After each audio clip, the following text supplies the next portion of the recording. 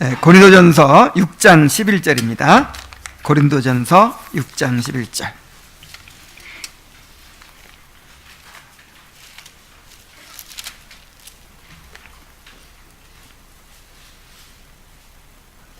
자, 함께 읽겠습니다. 시작. 너희 중에 이와 같은 자들이 있더니 주 예수 그리스도의 이름과 우리 하나님의 성령 안에서 씻음과 거룩함과 의롭다 하심을 받았느니라. 아멘. 자, 오늘은 이제 칭의와 성화의 관계에 대해서 함께 공부하도록 하겠습니다.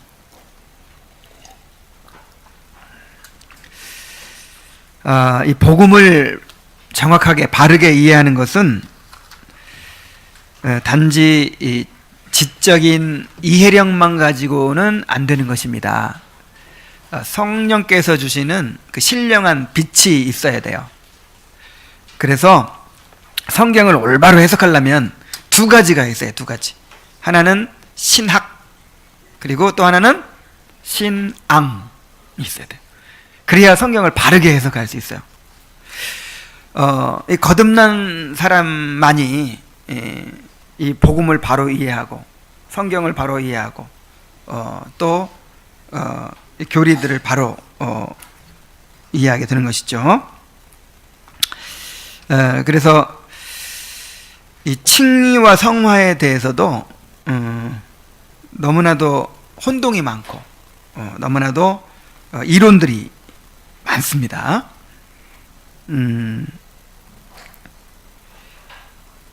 이것을 분리시키는 사람들도 있고 뒤에 섞어버리는 사람도 있고, 아무리 공부를 많이 하고 뭐 지적으로 뛰어나도 이거를 바르게 이해하고 또 받아들이지 못하는 사람들이 많아요.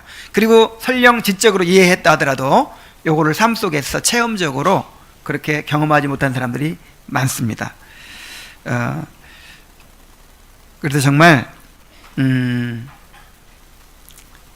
우리가 올바른 교리를 배우고 거기에 또 성령의 그 이제 가르쳐 주심이 있어야겠죠. 가르치심이.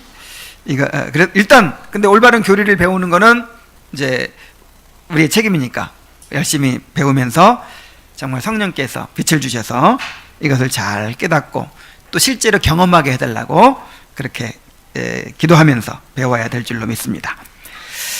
자, 칭의와 성화는 어떻게 다른가를 먼저 보겠습니다. 77문 우리 함께 읽겠습니다. 시작. 칭의와 성화는 서로 어떻게 다릅니까? 답. 칭의와 성화는 나눌 수 없게 결합되어 있지만 서로 다릅니다. 칭의에서는 하나님께서 그리스도의 의를 전가하시지만 성화에서는 땅에 은혜를 주입하시고 그 은혜가 역사하게 하십니다. 칭의에서는 죄가 용서되는 데 반해 성화에서는 죄가 억제됩니다. 칭의에서는 모든 신자가 똑같이 하나님의 복수하시는 진노에서 자유롭게 되되 이 세상에서 완전히 자유롭게 되어 결코 정죄받지 않지만, 성화에서는 성화가 모든 신자에게 똑같이 일어나지 않을 뿐 아니라 이 세상에서는 아무도 완전히 성화될 수 없으며 다만 완전을 향해 자라갈 뿐입니다. 야, 그래서 이 참 교리문답이 나는 정말 이 보물이라고 생각해요. 이 교리문답만 다 읽어봐도요, 다 봐도 우리가 궁금해하는 거, 우리가 알아야 될 게 다 있어요. 그것도 다 이렇게 그 정수를 담아가지고 요약해서 그렇게 투명한 언어로 딱 표현해 주니까 얼마나 좋아요. 그래서 제가 지난번에도 말씀드렸지만 하나를 정해가지고 다 외워야겠다, 그런 생각을 했습니다. 대요리문답 외우는 건 너무 어려우니까 소요리문답을 소요리문답을 하나 정해가지고 하여간 막 몇 년이 걸리든 몇십 년이 걸리든 다 외우겠다. 우리 어린이들 이제 공적 고백할 때 그때 안에 다 외우도록 해야겠다, 이렇게 결심을 했어요. 그래서 예를 들어서 하나님은 어떤 분이시죠? 이렇게 말하면 어떻게 대답하시겠어요? 그러면 이제 그동안 배웠던 거 막 나름대로 하겠죠. 그럴 필요가 없어요. 그냥 소유론답에 쫙 정리되어 있잖아요. 믿음이 무엇입니까? 아니면 언약이 무엇입니까? 될 거 없다니까. 그거 다 외우고 있으면 그냥 그대로 얘기하면 되는 거예요. 그러니까 그것이 우리 안에 딱 들어있으면 뭔가 그냥 신앙의 뼈대가 딱 세워지는 것과 동시에 얼마나 계속 배워가잖아요. 이제 배워가면서 그것이 우리에게 많은 영향을 미치겠어요. 자, 이렇게 잘 칭의와 성화에 대해서도 이렇게 잘 설명해주고 있는데 교리문답은 안 보고 엉뚱한 그냥 그런 것들을 통해서 알려고 하니까 그렇게 혼동이 많은 거예요. 자, 여기 분명히 돼 있어요. 칭의와 성화는 나눌 수 없게 결합되어 있지만 서로 다릅니다. 이걸 다른 말로 하면 칭의와 성화는 분리되진 않지만 구분됩니다. 이렇게 되잖아요. 자, 일단 칭의와 성화가 서로 분리되지 않는다는 거를 한번 생각해 봅시다. 자, 나눌 수 없게 결합되어 있다 그랬죠. 칭의와 성화는 나눌 수 없게 결합되어 있다. 이 말이 다시 말하면 칭의와 성화는 서로 어떻게 되지 않는다? 분리되지 않는다. 고린도전서 6장 11절 우리가 읽은 본문에 보면은 너희 중에 이와 같은 자들이 있더니 주 예수 그리스도의 이름과 우리 하나님의 성령 안에서 씻음과 거룩함과 의롭다 하심을 받았느니라. 이 씻음을 중생이라고 합시다. 중생. 자, 중생의 죄를 씻는 역사, 그 다음에 또 굳은 마음을 제거하는 역사, 또 새로운 생명의 원리를 심는 역사, 이게 중생이라 그랬죠. 그 다음에 거룩함은 뭐일까요? 거룩함.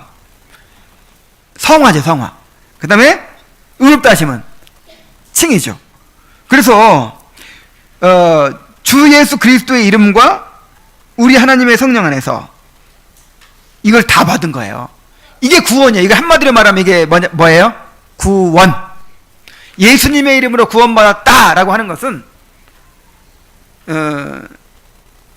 예수님의 구속의 그 결과로, 예수님의 구속의 결과로 칭의와 성화를 받았다, 그 뜻이에요. 구원 속에 칭의와 성화가 들어있으니까.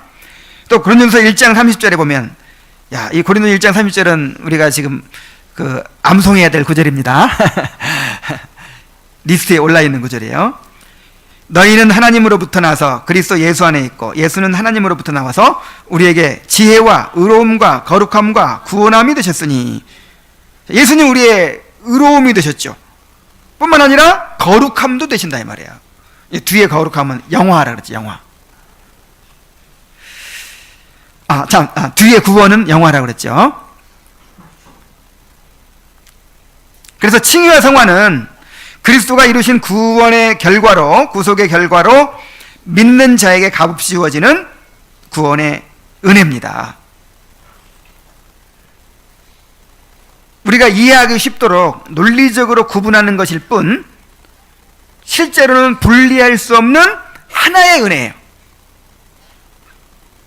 하나의 은혜. 구원이 뭐 두 개입니까? 구원이 두 개, 하나 받고 이번에 또 하나 받고 이렇지 않죠. 구원 받으면 그냥 구원 받는 거예요. 근데 구원이라는 선물 속에 하나인데 그냥 논리적으로 그렇게 구분이 된다 이거죠. 칭의와 성화. 그래서 칭의 없이는 성화가 없고 성화 없이는 칭의도 없다라는 사실을 우리가 분명히 해야 됩니다. 하나를 가지게 되면 반드시 둘 다 가지게 되는 것이죠. 나는 칭의는 받았는데 성화는 못 받았어. 이럴 수는 없다는 것이죠. 그런데 오늘날 칭의와 성화를 서로 분리시키는 사람들이 있어요.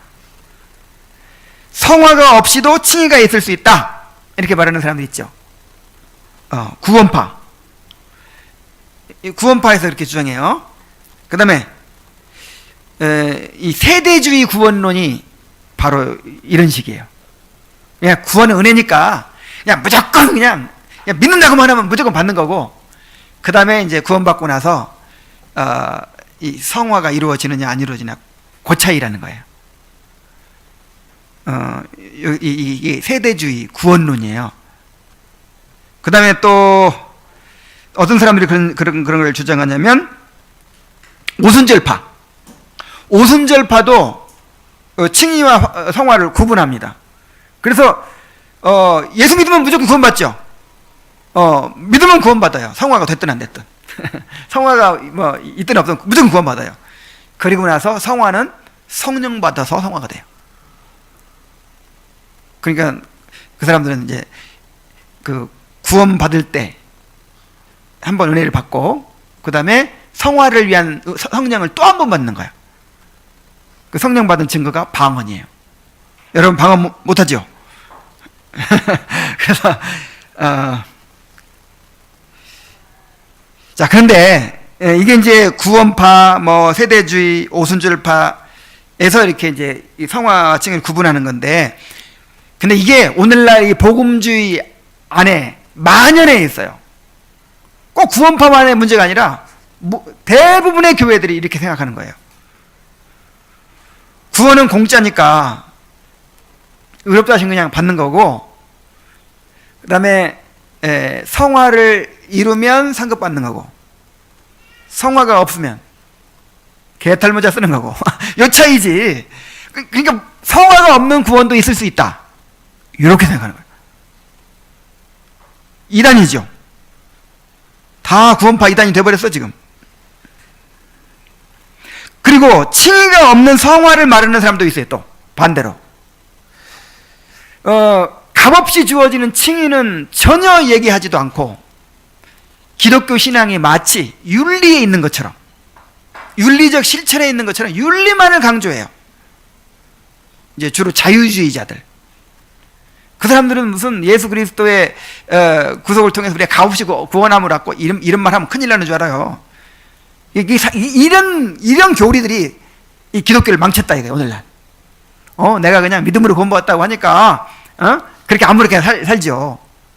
중요한 거는 예수님을 본받는 것이고, 그렇게 거룩하게 사는 것이지, 사랑을 실천하는 것이지. 그러면 그것만 실천하려고 열심히 노력을 해. 그렇게 기독교 신앙을 그냥 윤리로 만들어버리는 것이죠.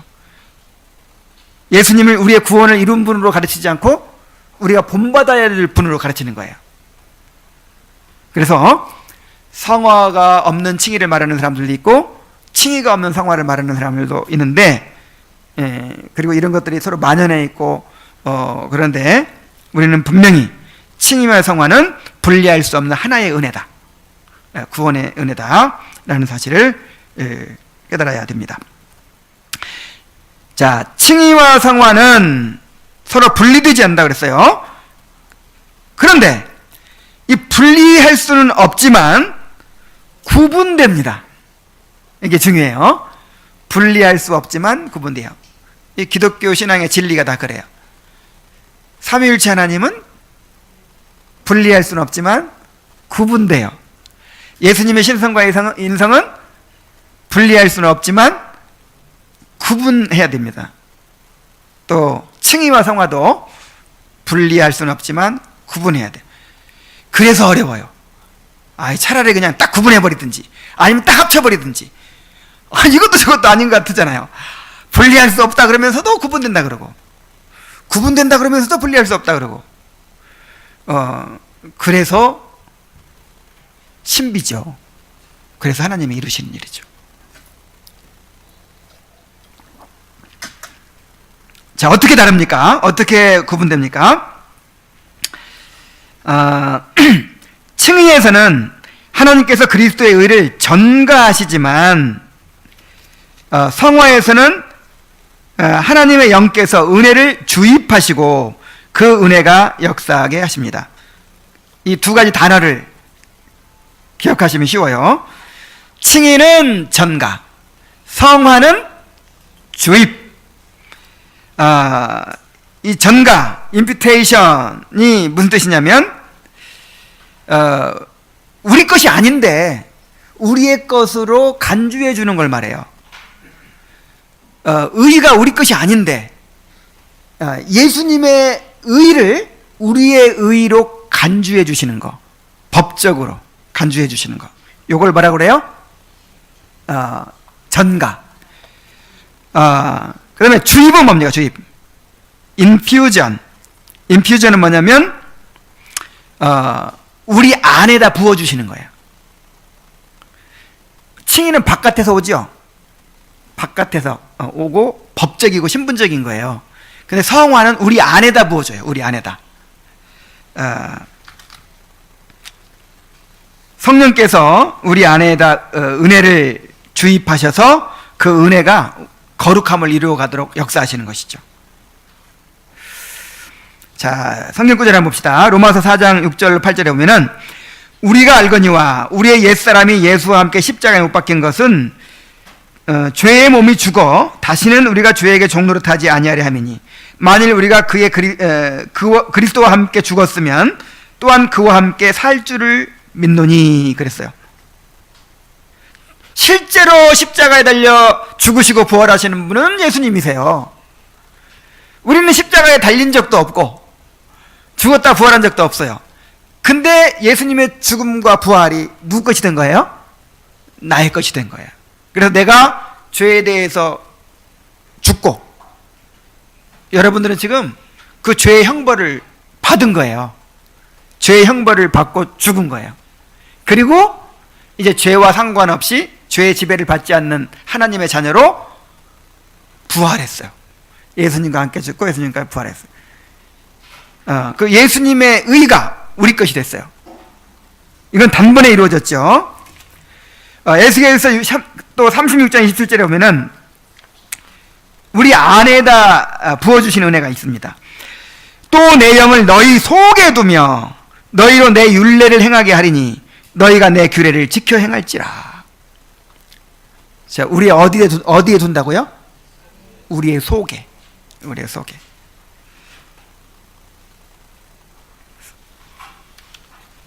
그래서 내 율례를 행하게 하리니 그랬어요. 우리가 이제 하나님의 율법을 즐거워하고 그 율법을 지켜서 살아가도록 만드시는 것이죠. 이게 성화입니다. 그래서 칭의는 전가를 통해 이루어지고 성화는 주입을 통해 이루어진다. 근데 요거를 이제 로마 가톨릭에서 이렇게 뒤섞어 버려 가지고는 칭의는 주입을 통해서 이루어진다 이렇게 말해버린 거예요. 칭의가 주입을 통해 이루어진다고. 그래서 예수님의 의를 우리 안에 조금씩 이렇게 주사기로 주입하듯이 주입해가지고 점점 거룩하게 만들어져서 의롭다움 받는다는 거예요. 그러니까 지금 섞어버렸죠. 칭의와 성화를. 자, 두 번째로 칭의에서는 죄가 용서되는데 반해 성화에서는 죄가 억제됩니다. 자, 어떻게 용서되는가 봅시다. 로마서 3장 24절 25절에 보면 모든 사람이 죄를 범하였으며 하나님의 영광에 이르지 못하더니 그리스도 예수 안에 있는 속량으로 말미암아 하나님의 은혜로 값없이 의롭다 하심을 받은 자 되었느니라. 이 예수를 하나님이 그의 피로써 믿음으로 말미암는 화목제물로 세우셨으니 이는 하나님께서 길이 참으시는 중에 전에 지은 죄를 간과하심으로 자기의 의로우심을 나타내려 하심이니.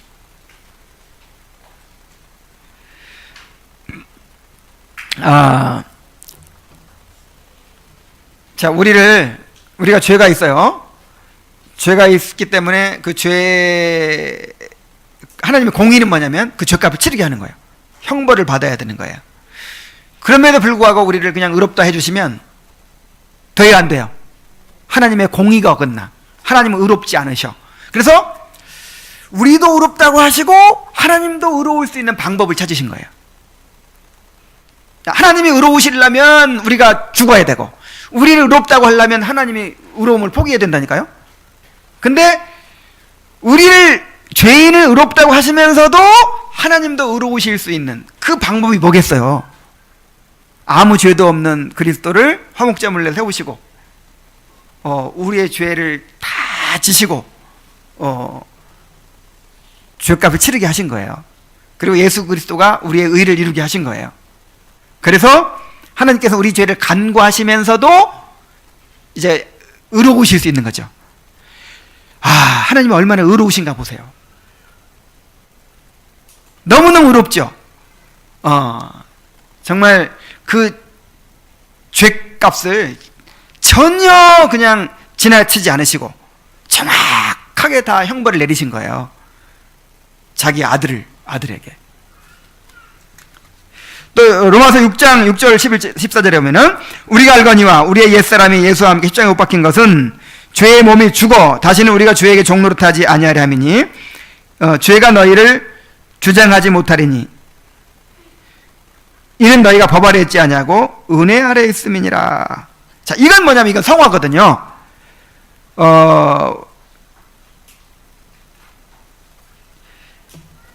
이제 우리가 죄에 대해서 죽었다는 것은요, 죄에 대해 죽었다 이 말은 첫째는 죄의 형벌이 끝났다 이런 뜻이고, 두 번째는 죄의 지배가 끝났다 그런 뜻이에요.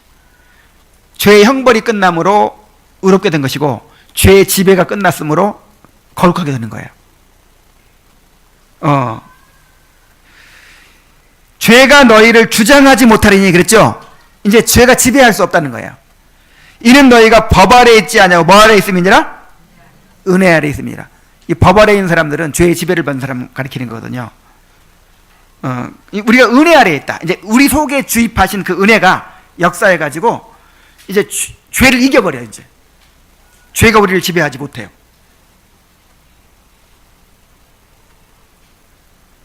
그래서 칭의에 있어서는 죄가 용서되는 데 반해서 성화에서는 어떻게 된다? 죄가 억제된다. 은혜로 말미암아 억제되는 거예요. 은혜가 죄를 이겨요. 은혜가 세요? 죄가 세요? 은혜가 셉니다. 은혜는 다른 말로 하면 성령이거든요. 성령. 성령이 우리 안에 오셔서 이게 역사하시는데 죄가 어떻게 이겨요? 근데 이기죠. 그렇지만 이기지 못하게 돼 있어요.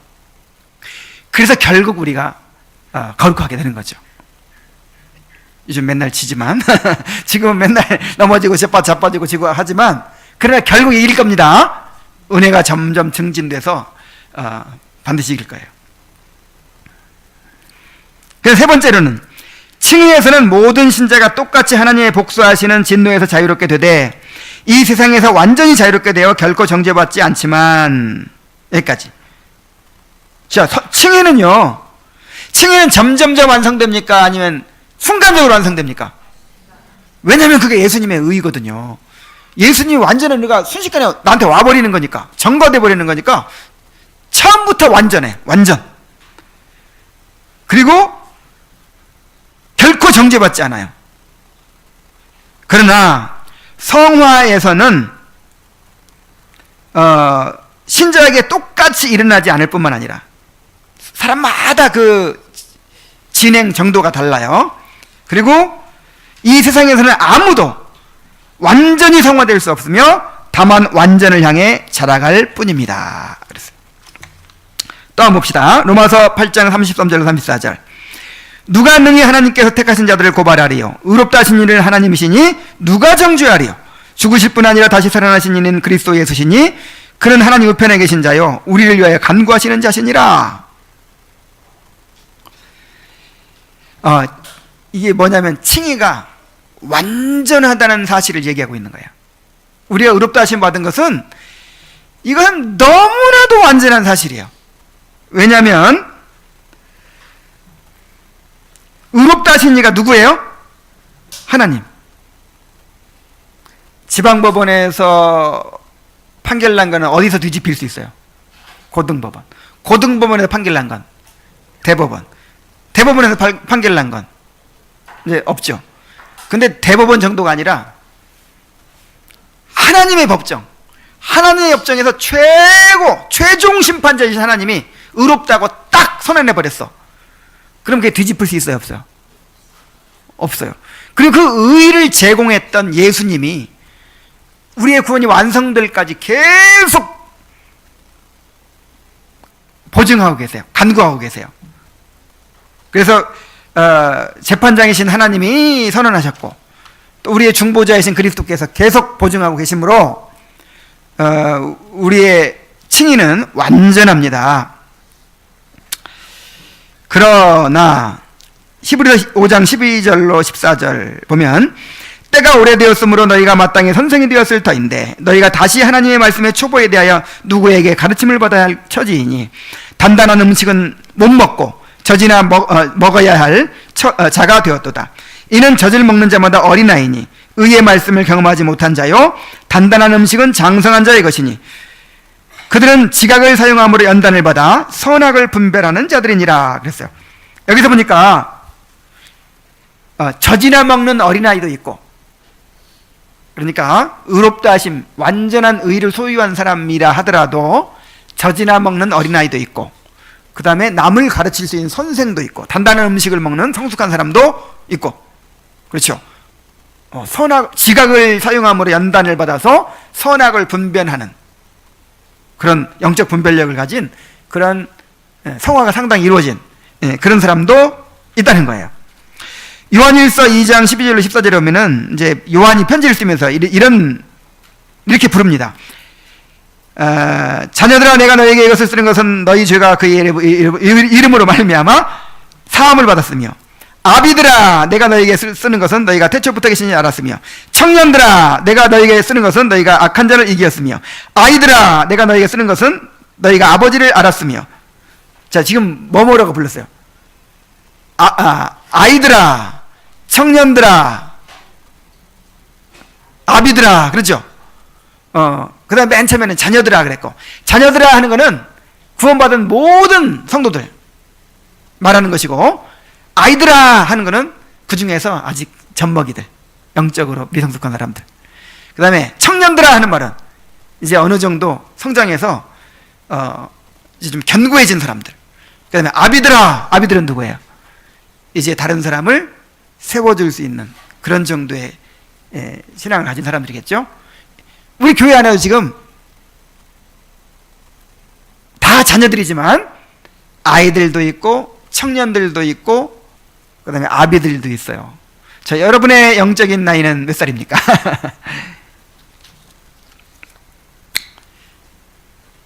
그래서 그 완전 성화를 주장하는 사람들이 있기 때문에 이제 이거를 또 말하는 거예요. 요한의 슬레가 완전 성화를 주장했어요. 그 요한의 슬레가 많이 틀린 건 아니에요. 많이 틀린 건 아닌데 끝에 가서 조금 틀려요. 그래가지고 약간 알메니안주의 쪽으로 갔고, 그 다음에 어떤 점에서 또 좀 잘못 나갔냐면 완전 성화가 가능하다는 거예요. 요한의 슬레가 그 제2의 축복을 주장했거든요. 그러니까 그냥 구원받고 살아가다가 두 번째 은혜를 받는다는 거예요. 두 번째 은혜. 두 번째 은혜, 성령 받고 성령의 어떤 특별한 은혜를 받으면 그때 이제 성화가 완전히 이루어져요. 그래서 요한의 순례도 요한의 순례가 완전 성화를 주장했다고 해서 진짜 절대적인 완전은 아니고 고의로 죄를 짓지 않는 정도. 그러니까 부지중에는 뭐 실수할 수 있어도 의도적으로 죄를 짓지 않는 정도까지는 갈 수 있다. 여러분 그렇게 될 수 있을 것 같아요? 없을 것 같아요? 될 수 있을 것 같아요? 나는 될 수 없을 것 같아.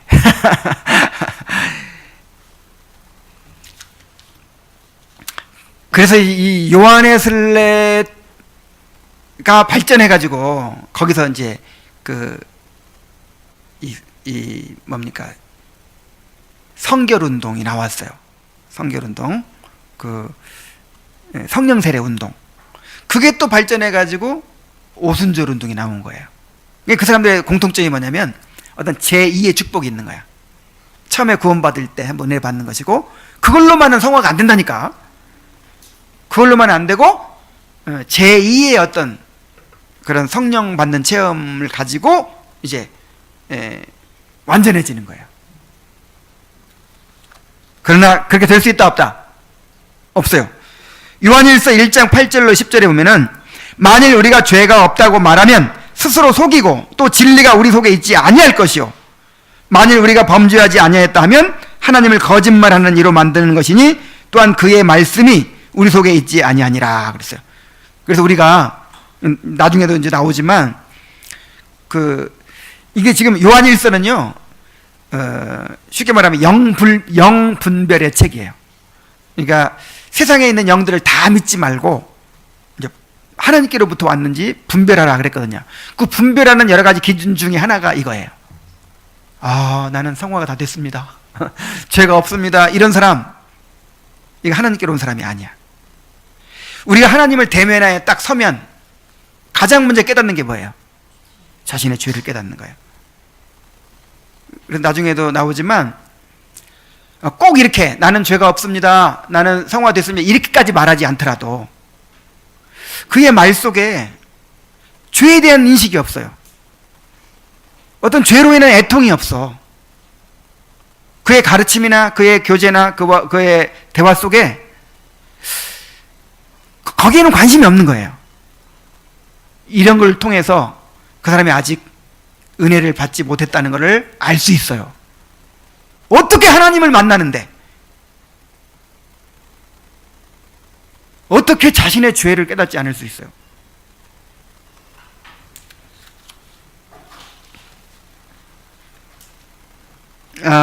빌립보서 3장 12절로 14절에 보면은, 그러므로 나의 사랑하는 자들아, 너희가 나 있을 때뿐 아니라 더욱 지금 나 없을 때에도 항상 복종하여 두렵고 떨림으로 너희 구원을 이루라. 너희 안에서 행하시는 이는 하나님이시니 자기의 기쁘신 뜻을 위하여 너희에게 소원을 두고 행하게 하시나니 그랬어요. 그래서 우리는 끊임없이 두렵고 떨림으로 우리의 구원을 이루어 가야 됩니다. 어떻게 이루어 가라고요? 두렵고, 그 다음에 떨림으로. 두려움과 떨림이 있어야지. 그러니까 정말 이게 나한테 너무 절실한 문제인 거예요. 너무 이 죄와 싸우는 문제가, 이 성화를 이루어가는 문제가 너무나도 절실하고 실질적이고 너무나도 핵심적인 문제가 되는 거예요. 그냥 선택의 문제가 아니라니까. 에이, 나는 상급까지는 못 받겠어, 이런 문제가 아니에요. 두렵고 떨림으로 이루어가는 거예요. 하나님께서 소원을 두고 행하게 하시기 때문에 그렇게 될 수밖에 없어.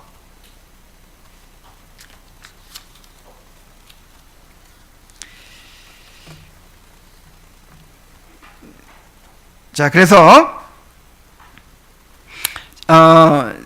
제가 탕자 이야기를 생각하면서 그 예화를 생각해냈어요. 탕자가 돌아왔을 때 거짓골로 돌아왔죠. 냄새나는 거짓골로 돌아왔는데 아버지가 그냥 뭐부터 끼워줬어요? 가락지부터 딱 끼워줬어요. 이건 아들의 지위를 회복시켜준 거예요. 나는 아들의 자격이 없사오니 종의 하나로 보아주소서. 그러니까 아버지가 그게 무슨 말이냐, 너는 내 아들이다, 그러면서 가락지를 끼워준 거예요. 이제 그 거짓골이 된 아들을 내 아들로 이제 삼아준 거죠. 의롭다 해준 거죠. 그러고 말았나요? 옷 갈아입혀라, 씻겨라 그랬죠. 씻기고 옷 갈아입히고 이발소들에 가서 머리 깎아주고 코털 제거해주고 뭐 병난 거 치료해 줬을 거야. 막 부스럼 나고 막 못 먹고 살았으니까 막 그거 치료해주고 그래가지고 사람이 달라진 거예요. 그럼 이제 외부에서 그래서 가락지 끼워준 건 뭐예요? 자격을 준 건, 법적인 자격을 준 건 칭이죠. 그러고 많은 아버지가 어디 있냐 이 말이에요. 완전히 사람을 바꿔놓는 거예요. 그래서 옷 갈아입히고 씻기고 병 치료하고, 요건 뭐예요? 성화죠. 그럼 이제 외부에서 볼 때 그 사람이 아들의 지위로 회복했다는 것을 뭘로 보고 알아요? 아들 됐다고 하는데, 그 사람이 집에 돌아왔는데 완전히 거짓골로 살더라 계속. 그러면 동네 사람들이 뭐라고 하겠어요? 받아주긴 받아줬는데 종으로 받아줬겠구나, 아직 아버지와 관계가 회복되지 않았구나. 뭘로 판단하냐 이 말이에요. 그 몰골로 판단하겠지. 근데 완전히 옛날에 그 귀공자의 모습으로 다니는 거예요. 그러면 그 모습만 보고 뭐라고 판단하겠어요? 아, 이제 회복됐구나.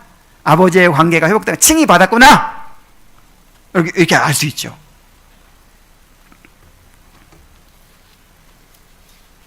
그래서 우리가 의롭다 하심 받은 거는 뭘로 확인할 수 있어요? 열매를 통해 알지니 그랬잖아요. 열매를 통해 알지니. 성화의 열매를 통해서 확인할 수가 있는 거예요. 자, 칭의와 성화를 구분하는 일이 왜 중요합니까? 이렇게 하나라면서, 하나의 은혜라면서 왜 중요합니까? 이 중세 때까지는 그렇게 크게 구분하지 않았다고 해요. 왜냐하면 하나의 구원이니까 너무 당연한 거 아니에요? 구원받으면 그 죄의 형벌에서 건진받는 것일 뿐만 아니라 죄의 지배에서도 건진받는 것이거든요. 그래서 죄에 대해 죽었다는 말이 두 가지 의미라 그랬죠? 죄의 형벌을 더 이상 받지 않는다. 그 다음에 죄의 지배를 받지 않는다. 당연히 이건 따라오는 거잖아요. 당연히 같이 있는 거잖아요. 그래서 이 칭의와 성화를 구분하지 않았어요. 그런데 왜 중세 때부터 그렇게 강력하게 구분했느냐? 이제 로마 가톨릭에서 개혁을 하면서 이 로마 가톨릭의 그 구원관이 칭의와 성화를 섞어버린 것이거든요. 그리스도의 의가 우리에게 주입돼서 점점 주입돼서 우리가 의롭다함 받는다 이렇게 가르치니까 이제 구분할 필요가 생겼어요. 칭의와 성화가 한 가지의 은혜지만 구분된다. 우리의 체험 속에서는 분리되지 않지만 우리의 논리적인 이해 속에서는 구분된다. 이렇게 이제 가르치기 시작한 거죠. 그래서 칭의와 성화를 분리시키면 뭐가 된다 그랬어요? 구원파가 되고, 칭의와 성화를 혼합시키면 이제 로마 가톨릭이 되는 거예요.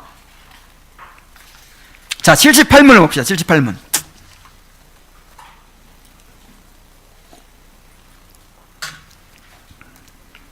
함께 읽겠습니다.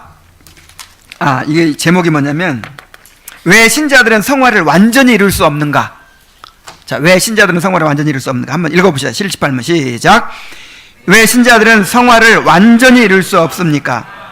답. 신자들이 성화를 완전히 이룰 수 없는 것은 그들의 모든 부분에 남아있는 죄의 잔재들과 성령을 끊임없이 거스르는 육신의 정욕 때문입니다. 이로 말미암아 그들은 자주 유혹에 빠져 넘어지고 많은 죄에 빠지며 그들이 하고자 하는 모든 영적인 섬김을 못하게 됩니다. 그리고 신자들이 행하는 최선의 일들도 하나님 보시기에는 불완전하고 더럽습니다. 야, 정말 이 교리문단만 다 읽어봐도 이거 다 나와요. 다 너무나 다 얘기하고 있어요. 자, 신자들이 성화를 이룰 수 없는 이유를 첫째로 그들의 모든 부분에 남아있는 죄의 잔재들과 성령을 끊임없이 거스르는 육신의 정욕 때문입니다. 그랬죠. 로마서 7장 18절로 23절에 보면 바울이 그렇게 고백하잖아요. 오호라 나는 곤고한 사람이로다. 이 사망의 몸에서 누가 나를 건져내랴. 선을 행하고자 하는 마음은 내게 있으나 악이 내와 함께 있다 그랬어요. 내가 하나님의 법을 지키려고 하는데 내 속에서 또 다른 한 법이 있어 나를 사로잡아간다. 또 다른 한 법. 이게 뭐냐면 죄를 말하는 거예요. 죄의 법, 죄의 원리. 바울이 이 로마서를 쓸 때가 젊었을 때예요, 늙었을 때예요? 늙었을 때, 성자가 됐을 때. 그때 사람들은 바울을 이제 뭐 성자라고 했을지 모르겠지만은 바울은 이렇게 죄로 인한 애통이 있었어요. 그리고 두려움이 있었어요. 내가 남에게 전파한 후에 도리어 버림받게 될까봐 두려워했어요. 그래서 내가 내 몸을 쳐 복종하게 한다고 했어요. 자, 로마 가톨릭에서 제1대 교황으로 그렇게 여기는 베드로를 한번 봅시다. 베드로. 베드로가 예수님께 내가 이 반석 위에 내 교회를 세우리니 그런 선언을 들었어요. 그리고 잠시 후에 주여 그리 마옵소서. 그러니까 예수님 뭐라 그랬어요? 사탄아 물러가라 그랬어요. 베드로 속에 뭐가 들어있는 거예요? 지금 사탄이 들어있는 거예요. 그리고 예수님을 3번 부인했어요. 나중에 3번이나. 그리고 나중에 이제 어떤 일도 있었냐면은 바울에게 면책을 받았잖아요. 면책을 그냥 대놓고 막 당신이 그럴 수 있냐고 막 이렇게 면책을 받은 거예요. 외식을 했기 때문에, 위선을 행했기 때문에. 그래서 성 베드로도 성 바울도 다 뭐가 있었어요? 이 죄가 있었고 육신의 정욕이 있었어요. 끊임없이 성령을 거스르는 그런 육신의 정욕과 죄가 있어서 고통을 당했습니다. 자, 이로 말미암아 그는 자주 유혹에 빠져 넘어지고 많은 죄에 빠지며 그들이 하고자 하는 모든 영적인 섬김을 못하게 됩니다. 갈라디아 5장 17절 한번 읽어봅시다. 시작. 육체의 소욕은 성령을 거스르고 성령은 육체를 거스르나니 이 둘이 서로 대적함으로 너희가 원하는 것을 하지 못하게 하려 함이니라. 그래서 자주 유혹에 빠져 넘어지고 많은 죄에 빠져, 적은 죄에 빠지는 게 아니라 많은 죄에 빠지고, 그리고 하고자 하는 영적인 섬김을 할 수가 없어. 그래서 여러분 혹시라도 내가 이제 계속 성장하면 계속 성장하고 성경 공부하고 계속 하면 이제는 그냥 후광이 비친 다음에 막 저절로 기도하고 싶어지고 막 눈만 뜨면 막 말씀 보고 싶어지고 막 그렇게 될 거야. 그렇게 될까요? 안 될까요? 죽어도 안 된다고 했어요. 왜냐하면 육체의 소욕이 있어서 걔 성령을 거스른다니까. 그래서 아무리 성숙한 그리스도인들에게도 영적인 의무를 행하는 것은 어려운 일입니다. 우리 안에 있는 죄성이 우리 육체를 십자가에 못 박는 영적 의무들을 행하지 못하도록 방해하기 때문입니다. 죽고 싶겠어요? 죽기 싫어가지고 막 극렬하게 반항을 하는 거예요.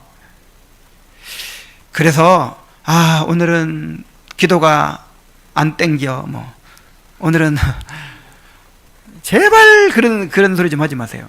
언제 기도가 땡길 날이 와요?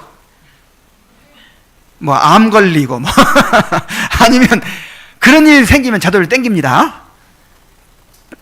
정말 그런 절박한 일 생겨가지고 막 그렇게 땡기면 얼마나, 그럴 때만 땡기면 어떻게 하겠어요? 어떻게 해요? 육체를 복종시키고 하는 거예요. 육체를 복종시킬 생각은 안 하고 저절로 될 때를 기다리는 거예요. 오늘은 기도빨이 제대로 오늘은 말씀이 잘 눈에 안 들어와. 언제 눈에 들어와? 그럼 언제? 절대 여러분 저절로 쉬워질 때는 없어요. 항상 순종해야 되는 것입니다. 물론 때때로 이렇게 하나님이 특별한 은혜를 주셔서 그렇게 하고 싶어질 때도 있어요. 없는 건 아니야. 근데 항상 그렇게 되기를 기다리면 안 돼요. 항상 육체를 복종시키고 순종해야 됩니다. 자, 그리고 세 번째로 신자들이 행하는 최선의 일들도 하나님 보시기에는 불완전하고 더럽습니다. 이사야 64장 6절 말씀 다 같이 읽어봅시다. 시작. 무릇 우리는 다 부정한 자 같아서 우리의 의는 다 더러운 옷 같으며 우리의 입같이 시들므로 우리의 죄악이 바람같이 우리를 몰아가나이다. 자, 우리의 의는 다 더러운 옷 같다. 그러니까 우리의 의라고 하는 것은 우리가 하나님 앞에 잘한다고 하는 모든 걸 말하는 거예요.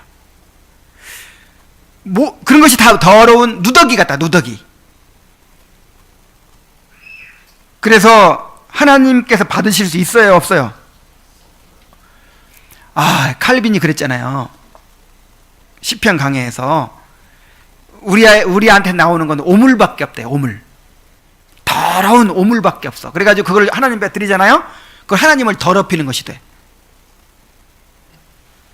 죄가 된다는 거예요. 죄가. 하나님을 더럽힌대요. 예를 들어서 뭐 이렇게 나병 환자라든지 막 에이즈 걸린 사람이 막 피가 철철 흐르는 거, 막 고름이 철철 흐르는 이제 그런 거, 음식을 계란 까가지고 먹으라고 주면 먹을 수 있어요? 아주 정성을 들여서 만든 겁니다. 아무리 정성이 아니라 정성 할아버지라도 그걸 어떻게 먹어요?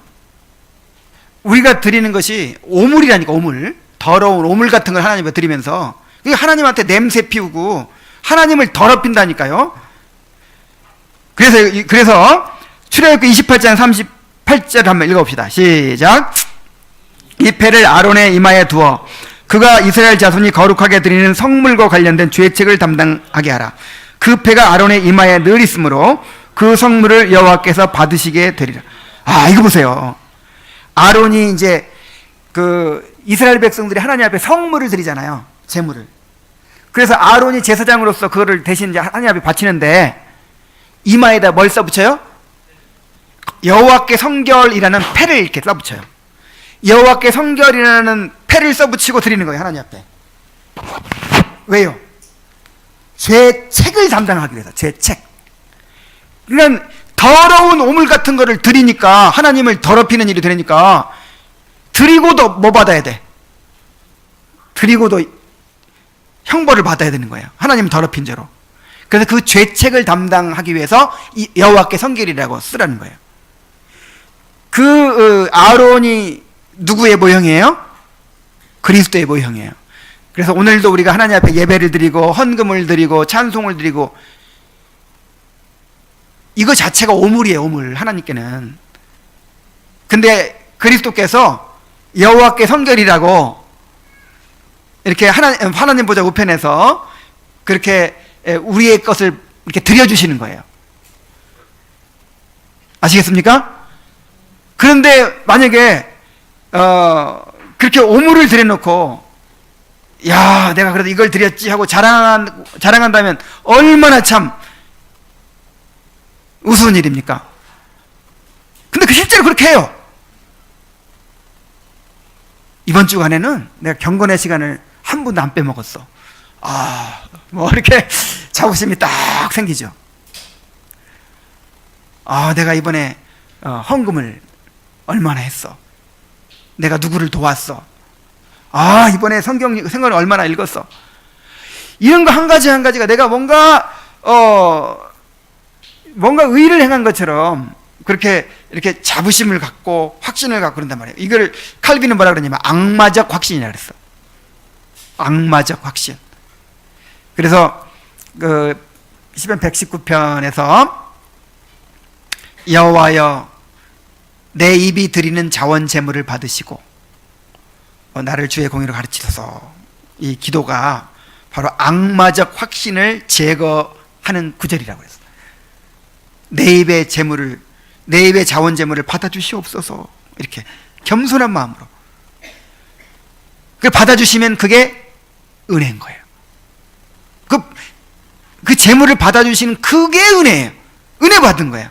내가 말할 수 없는 긍휼과 자비를 입고 은혜를 받은 것이지 내가 하나님 보태준 거 아니에요.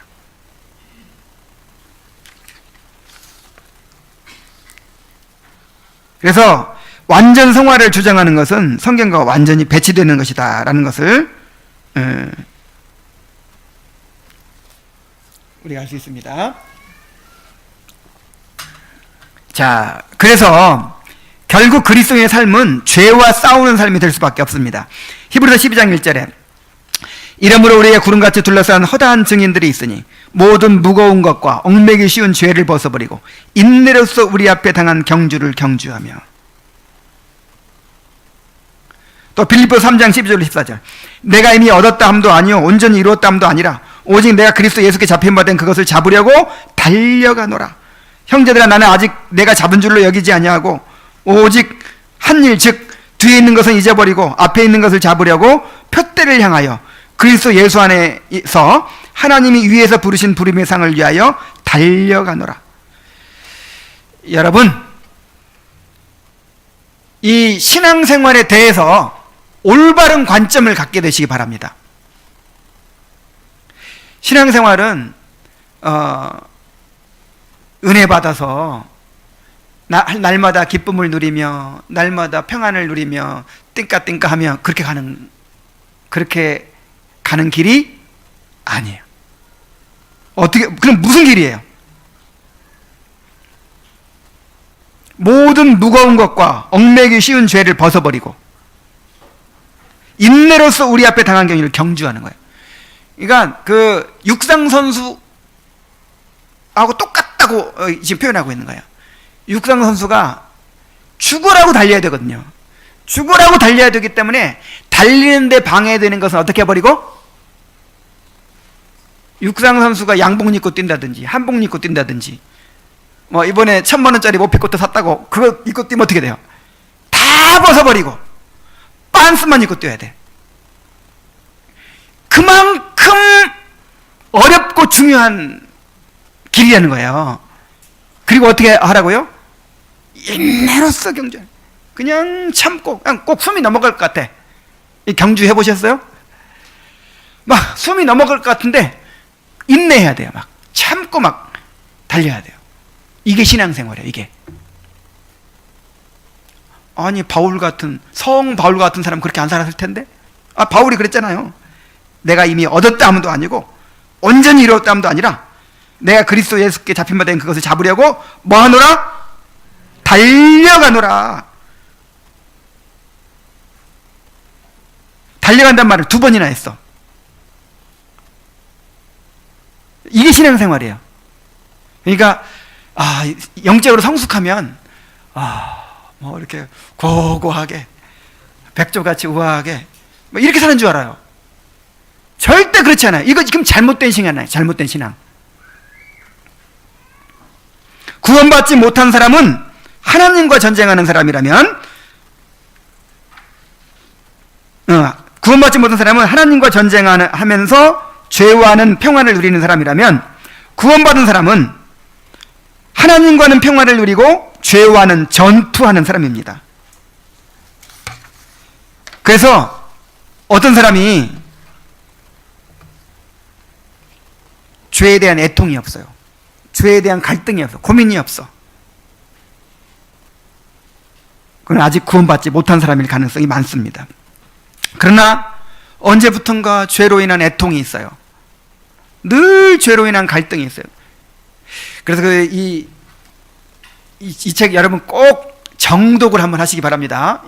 이 책 다 읽고 나면 뭔가 달라질 거예요. 말이 달라지고 그 영적 원리들을 이렇게 원리들이 잘 정리될 거예요. 아마 여기서 이제 어떤 얘기를 하냐면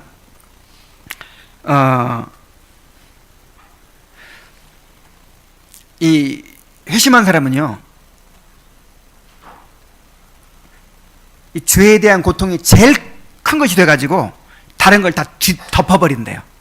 여러분 그렇죠? 부부싸움을 해가지고 그것 때문에 막 신경전 버리고 며칠간 말 안 하고 막 그러고 있는데 애를 잊어버렸어. 그럼 어떻게 해요? 그런 게 미웃고 막 그런 게 어딨어. 그냥 그 아이 잊어버린 것 때문에 얼싸안고 울고 금방 해결돼 버리죠. 어떤 큰 문제가 있으면요, 다른 문제가 다 덮여버리는 거죠. 근데 구원받은 자의 최고 큰 문제가 뭐예요? 죄와의 싸움이에요. 죄로 인한 고통이에요. 그래서 이제 주 관심사가, 주된 이제 이 고민이 이제 그것이 되는 거예요. 어떻게 하면 내가 이 죄와의 싸움에 승리하는가? 어떻게 하면 내가 이제 주님께서 원하시는 삶을 살 수 있는가? 어떻게 내가 더 거룩해져 갈 수 있는가?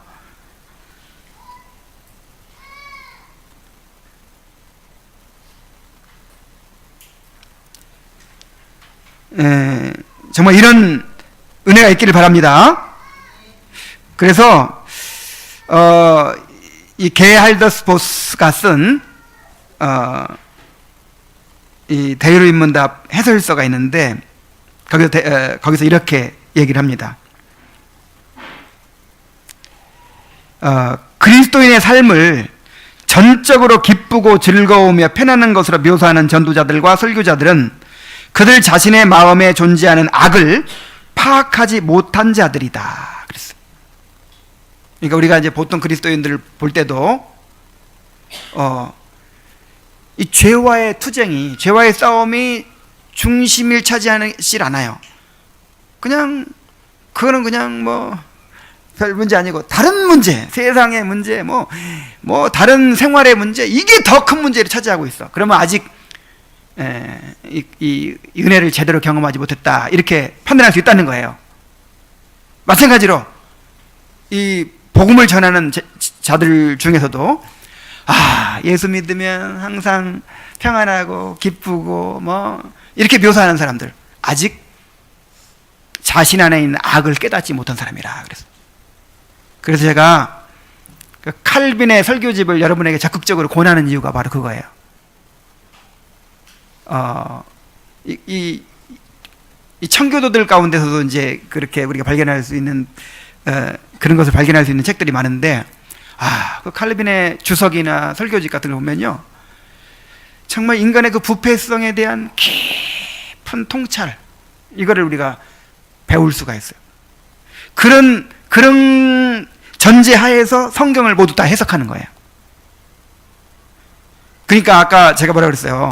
성경을 올바로 해석하려면 신학이 있어야 되고, 근데 뭐가 있어야 된다? 신앙이 있어야 된다. 그러니까 말씀은 기가 막히게 잘 전해요. 말씀은 기가 막히게 잘 전하는데, 정말 이 죄에 대한 그런 갈등이나 투쟁이나 죄에 대한 애통이나 이런 게 없는 거예요.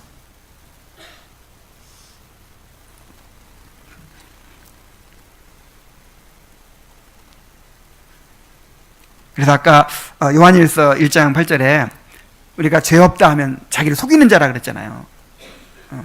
우리는 그냥 중립상태의 인간이 아니에요.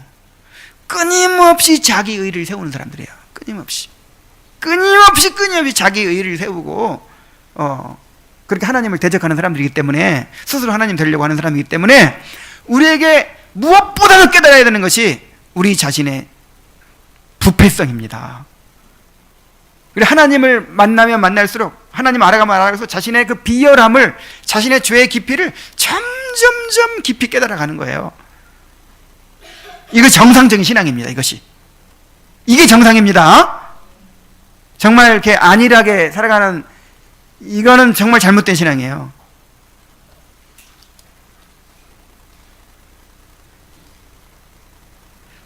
그러므로 인용문만 하나 읽고 마치겠습니다. 그러므로 인간적 연약으로 말미암아 계속되는 싸움 속에서 낙심할 수 있지만 죄와의 고통스러운 싸움이 있다는 것은 좋은 신호이다. 여러분에게 죄와의 고통스러운 싸움이 있다는 것은 여러분이 진짜 그리스도인이라는 증거입니다.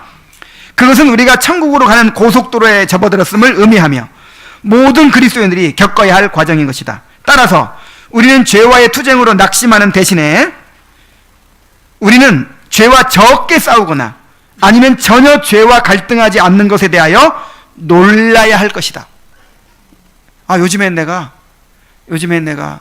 그 애통하는 마음이 없어졌어. 옛날에는 그런 게 있었는데 요즘에는 없어졌어. 많이 성화돼서 그런가요? 지금 심각한 상태에 빠져 있는 거예요. 점점 깊어져 가야 돼, 점점.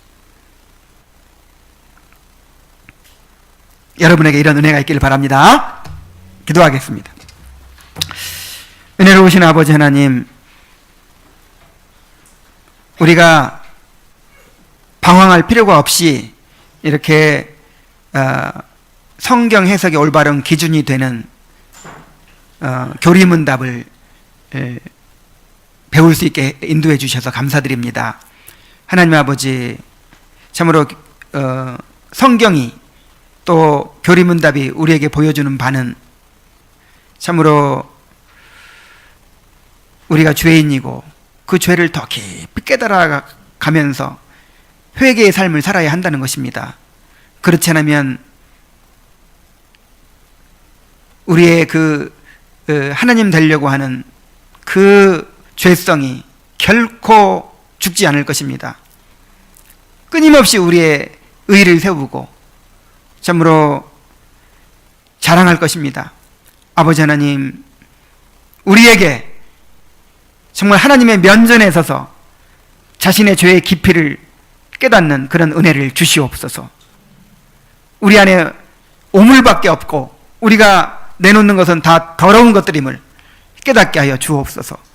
그리하여 그리스도의 구원의 은혜를 더 깊이 알아가게 하여 주옵소서. 예수님의 이름으로 기도하옵나이다. 아멘.